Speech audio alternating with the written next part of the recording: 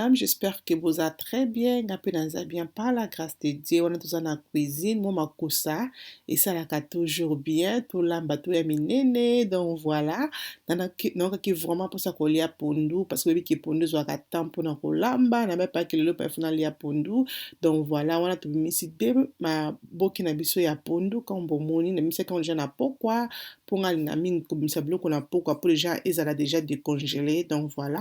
Wana za na de mbuma na ngai ya pondu comme bomoni na kotiango na nzungu soko sokolaka pondu na yo sokoli menga la rose na sokolaka pondu te pona mona kelongwaka goût. Donc voilà, après kotia pondu na ngai na nzungu pesa mwa munene ya balamba pondu na nzungu amuke te foza mwa nzungu moko ya volume po bloko noni sokota na kati. Après na kotia o ezali mai donc na tie mai na nga po pondu na tozokende kotokisa ngo nga vraiment natokisaka pondu lokwa na sokolaka ngo te donc natokisaka pondu ata mpona 1h30 avant ke natia babiloko na nga ba légume na nga na kati. Mais eloko na kotia na kokata oyo ezali poiron oyo ezaki na sokolaki après na kokata ngo mike nde bomona wana na kotokisaka pondu na nga na mai te na kotia ngo poiron après wana natia ngo mpe mafuta natie mungwa bokomona nde video ezolakisa biso donc na kotia poiron wana nyonso te na kotia ngo kaka mesure on a la kisibino et na kotia pe o ezali mungwa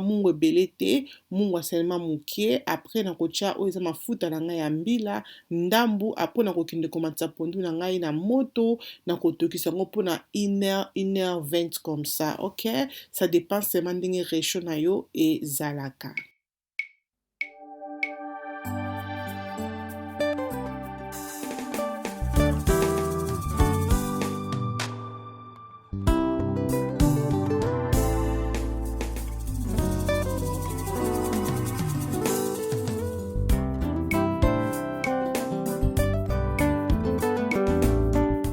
Ok ma belle, après kotia pondu nanga na moto wana siko na koya siko kobongisa ba légumes po boyebi ke pondu vraiment kotaka ba légumes azwaka temps. Oui, donc voilà, pondu faut lambe na mutema kokite parce que nga modèle pondu to lingaka ngo na ndako même bana nanga ba préférer pondu légumes na bango préféré za pondu na loso. Donc sinon na ba pondu na zoka vraiment ta nanga ya kosala ke pondu nanga ebima kitoko na linga te na ba pondu raté sala nga mutema pasi na pondu nanga na kotia o ezali ai tangawi litungulu, poivron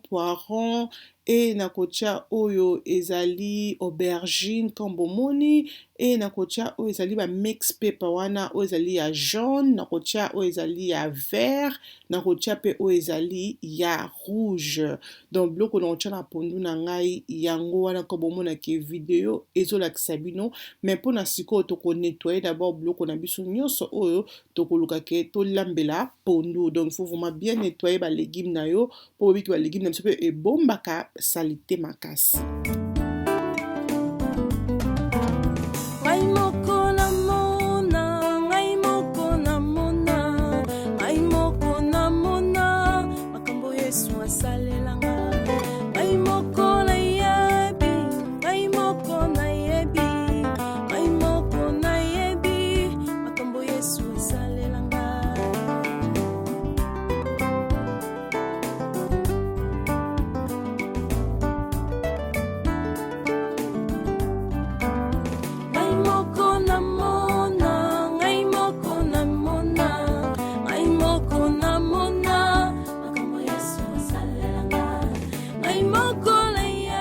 Voilà ma belle, après qu'on nettoie les légumes nangai, na cercle les légumes nanga salité nyonso elongwe et bomoni donc voilà après on a quoi ce kotia oyo konika pardon donc quoi konika ba légumes nanga nyonso on a la kisibino video ko la kisabino biloko ni na konika na biloko ni oyo nazokata. Donc voilà toleka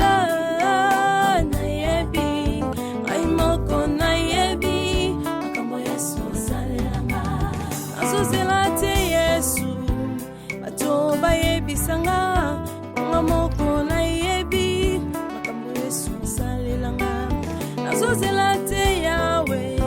bato bayebisanga ngamoko na yebi makambo Yesu salelanga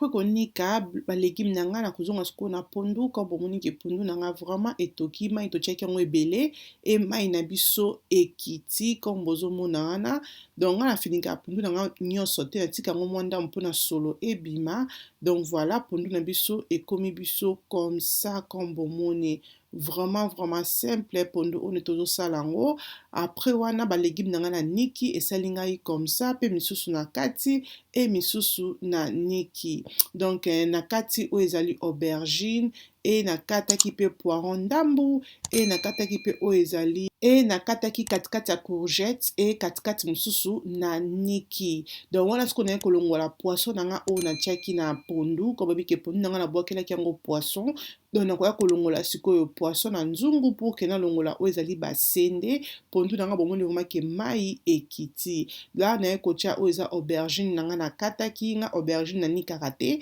natiaka yango nyonso ya kokata e naye kozwa balégume nyonso oyo nasalaki na bino naye kotia yango na nzungu donc c'est ça keza mieux kozala na nzungu ya monene ntango ozosalela pondu na yo ata soki ozolamba pondu ya liboke moko il faut toujours kozala na nzungu ya monene après wana nakoya kotia oyo ezali onga pondu e nakoya kotia mpe oyo ezali marinade na nga na tie ezali oyo ya goût ya crevette yango nde natie après nakofinika pondu na ngai comme bomoni e naki kobongisa oyo ezali poisson après ntango nasisi kobongisa poisson na ngai nalongoli yango mikuwa naye kobwaka yango na nzungu donc so oza na mposa kotia poisson te eza na problème te me ngai nakotia poisson e nakotia mpe oyo ezali pichard donc nazosangisa poisson na pichard e comme bomoni pichard nango ezalaki pichard ya tomate so mpoza na oyo ya sans tomate eza na problème te me ngai nasalelaka nyonso mibale ezala ya tomate ezala ya tomate te nyonso nasalelaka donc voilà après kotia pichard wana nde bomoni nakobakisa mai pour ke biloko na nga balégume na nga pondu na ngai ebela parce que comme bomoni ke nzungu na nga vraiment mai ekitaki donc voilà après koningisa nzungu comme boyebi ke pondu bakotisaka yango lutu te pondu faut pas kokotisa lutu nga kokotisa lutu après ina ntango natie balégume après ina nini nakotia lutu après wana nakoya kotia sikoyo mafuta na nga mbila ezalaki ebele te donc mafuta na nga mbila esilaki yango bomoni kinaotia penepene na nzungu pour ke ekoma lokola huile na huile na nga oyo comme ça oyo nakalingelaka bapoisson natiaka yango na plastique oyo yango nde nakoya kosala ezali huile oyo nakalingelaka bathomson etikalaka natiaka yango na bol na nga nabombaka donc sala pe pondu kitoko so bolambela yango pondu donc yango nakoya kobakisa na pondu parce que mafuta na nga mbila ezalaki mingi te pondu na nga nakolia yango na malangwa ya kokalinga donc malangwa moko spécial tokosala yango na bino soki omeka malangwa oyo nde naosala yango te nakolobaki mabele meka yango okotika commentaire na se ya video wana nasokoli malangwa na nga e naye kobwakela yango vinaigre comme boyebi ke eza poisson nabwakela yango vinaigre e na balusi nasokoli yango après wana nakoya kotia oyo ezali baline comme bomona mutu wana eza mutu ya thomson oyo lopele natiaki na pondu e mutu na okalinga na bamalangwa anyway donc voilà wana naotia sikoyo malangwa na nga naotia yango nzela pour que baépice to na kotia ezala facile ekota boyiki malangwa akota vraiment épice na pasi mais faut kotia ye nzela po akota après nakoya kotia oyo ezali tangawisi tango ozotia oyo eza ya tube eza ya fresh me batia na kati ya tube nde bomoni wana kuta esili efo nabakisa après nakoya kotia oyo ezali ai e nakoya kotia oyo ezali céleri e nakoya kotia oyo ezali muscade donc biloko nde bozomona wana nde nakoya kotia na poisson na nga nde bozomona ke video ezolakisa biso basezonema nini tozosalela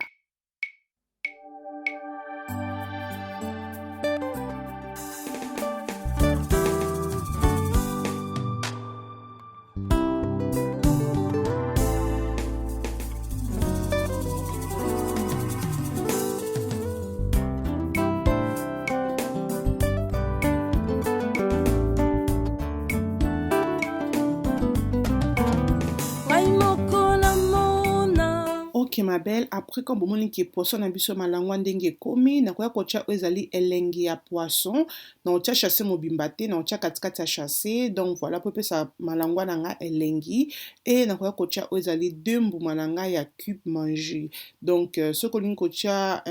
cube manger to kotia bouillon nyonso olingi mais kozangisa elengi ya poisson te parce que elengi ya poisson pesa besoin mbisi na biso elengi vraiment surtout mbisi ya kotumba rien à dire anyway donc wana na tie cube manger comme bomoni bomoni. Après eloko na kosala na mélanger encore poisson nanga très bien. Donc il faut vraiment mélanger pour que ba épice na yo epanzana et na koya kotia oyo citron parce que nga vraiment poisson na kozangisa citron te ça lango vraiment yummy. Donc voilà na boki lango citron et na mélanger encore. Donc vraiment simple mais ka okozala dessus te. Après quelques minutes naki kotala oyo ezali pondu nanga bandeko nanga tala pondu oyo ndeko otoko et kotoko pondu na biso vraiment et kotoko likambo na moto te. Donc après 40 à 1 heure de temps comme ça je pense 40 à 1 heure de temps na kotia sko lutu na pondu na ngai eloko oyo na tie bozomona mpona kokale eza mpona kokale kende bobi ke pondu esotaka ba sauce esotaka partout et yango ezo aider nga ke pour que caro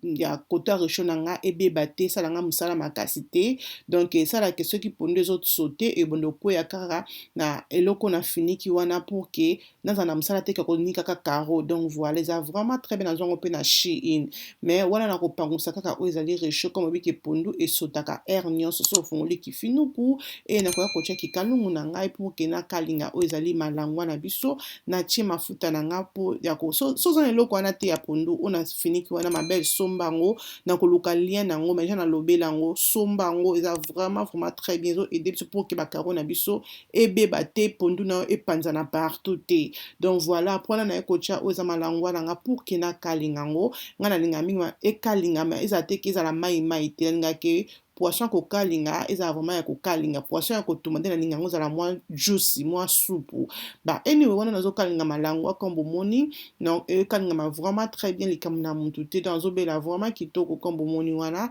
après quelques minutes bomoni ke malangwa na ngai kalingami na koya kolongola ngo pour que na tiango na sani o bokomona pour que malangwa to oliango ka boete photo créer lango sauce et sauce wana ekozala vraiment yami comme na bike ceux qui n'ont meka malangwa ote meka okozala dessus te. Après wana na yekolakisa bino pondu na biso tokitiaki yango moto soki pondu ebeli nga so pondu ebeli na moto makasi après so namoni ke komi na suka pour ke nakanga réchaud na kitiaka moto na kokomisa moto ta na 2 ou bien 2,5 na tie vraiment moto ase na mona moto ase sala scope ke biloko esangana très bien biloko ebela kitoko pour que tant ozomona pondu o mabel talanga pondu ka komona ngo bomona ke pondu o eratete erataki pete na ko sabinote erataki te na tiki pondu nanga na moto amukie donc na moto vraiment mukie pour que esangisa biloko nyonso tout ensemble et là na yeko tia kikalungu mususu pour que na tia matungulu oza kikalungu to osala la sauce na biso ya malangwa. Donc voilà après na yeko bakisa o ezali citron et na balusi bobika ke litungulu na citron sala ngo vraiment kitoko pe ya poisson erataka te meka sauce oyo okozala desite sauce moko vraiment simple mais ezobakisa implice na poisson na yo donc ozoli yango omona pa otika commentaire na se anyway après na kocha oyo ezali ndembi na ngai na mix yango na baloli yango bien de bomona ke video ezolakisa biso wana faut appeler moi kikalunga munene pourtant ozosala biloko na ezate ke kangami te moi kikalunga nanga ona osalela eza kikalunga Shein ba belle dame kobosa te na Shein la rose na code promo oyo ezali 24 la rose QD pono ya kozwa 15% na bachanya soko somba biloko no na Shein d'accord. Après na ekocha o ezali mix paper na ngai ya ndambu oyo ezalaki ya rouge et ndambu oyo ezalaki ya jaune donc voilà obomonaki ne je pense que jaune na rouge on na saleli oui après na ekocha pe ndambu nanga oyo ezali ya aubergine na ti aubergine nanga ndambu na kataki aubergine ndambu et na ekocha oyo ezali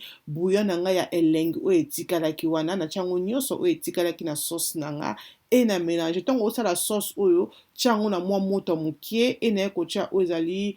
black pepper tiango na mwa moto mukie koluka te ke moto za na makasi so moto za makasi omona ke biloko ne ko zike ko bela vraiment kitoko te après na kocha mwa mai mukie comme bomoni et na finiki on a kikalungu na biso kikalungu oyo na kifinuku nango yango pe na sepelaka nango donc voilà après po bobi kikalungu soko finiki so ozo kalinga biloko finiki yango sala ke biloko elemba botala nde penza aubergine nange lembi aubergine lembi parce que moto zaki na moto mukie et na finiki vapeur on ko sala ke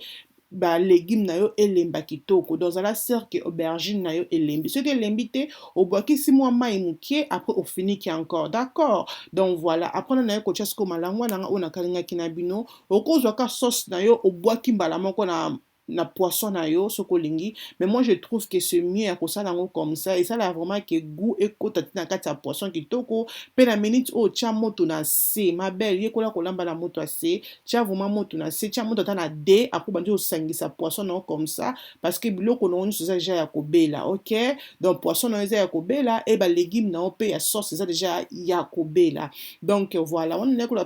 sabino pondu, wana vraiment pondu ngana bino to silisi awa na moni ke pondu mai nange kiti, mafuta nange mati, na moni ke pondu nanga mabaku nango c'est bon comme bozomona kezaki vraiment mabakulette. Donc pondu moko mabakulette comme bozomona, pondu oyo erataki te, ezaki vraiment yami. Donc la moni ke mai ya pondu nange kiti, na moni ke siko c'est bon, na kangi réchaud et na kota la siko poisson nanga, na moni ke poisson nanga siko pe c'est bon, moni ke poisson nanga mafuta et mati. So vous remarquez que mona ke ebeli mafuta et mati vraiment. Donc na moni siko ke comme ça c'est bon, na moni ke poisson nanga e komi ready ya kolia ma belle. Ka na moto mukie boye ko zika te, oyo kasola ozika te. Soki eza na moto munene mona ke biloko ne ko zika e ko sala e ko sangana kitoko te. Donc voilà, wana biloko na biso esili bo pesa nga bon appétit parce que na liaki vraiment très bien, mikolo to tonga nzoto, OK?